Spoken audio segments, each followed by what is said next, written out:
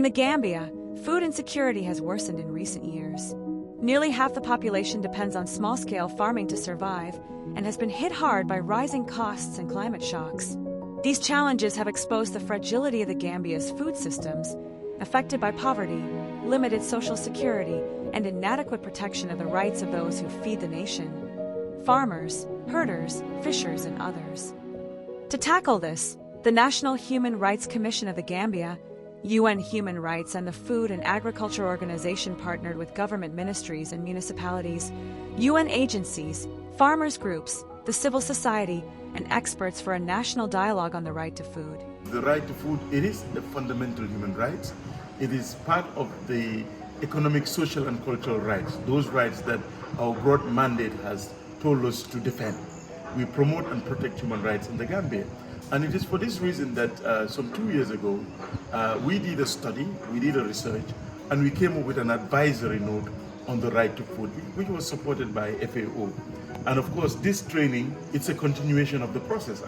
Just recently, during the Universal Periodic Review in January, when the Gambia was being reviewed, there were strong recommendations that were made to the Gambia to implement the issues relating to right to food. And this is important. And having all these department, ministries, and agencies being part of the process shows that the momentum is on. Governments have a duty to ensure everyone has physical and economic access to adequate food, whether directly or through the means to produce it. This dialogue has given us very important critical issues that we need to look at.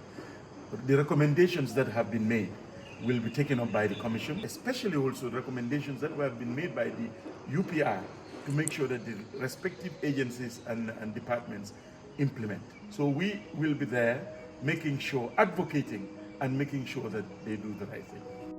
Women's participation in the dialogue was vital. In the Gambia, women produce up to 80% of the country's food, yet they face the greatest barriers to accessing food and the means to produce it.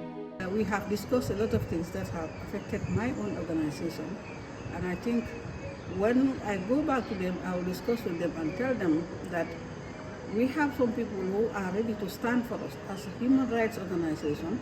Government's projects need to include us more in what they are doing. We know that they have included some women, but still now there is a big gap that needs to be closed. That is by including us in decision making. We want to see it happen. We want to have land for production, land to live, and also land for inheritance for our women. This is something that we need. This is something we should talk about. That's why we are here to talk about it. We make sure that what we have complained here is implemented and is done. Turning dialogue into action requires strong coordination and partnerships.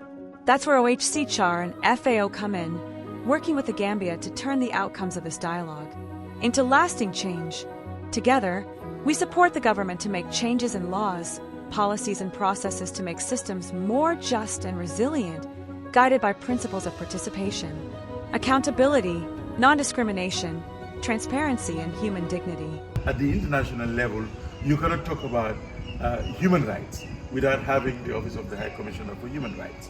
And really, I must say that they have given us support.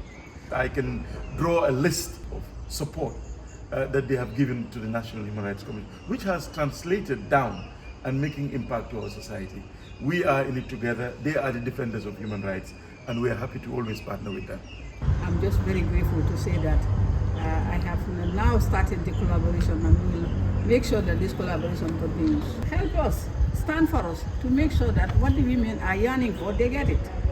That is the land, the right to food, the right to life, and all other rights-based activities that we are doing. The right to food is the right to live with dignity. Let's stand together for the right to food.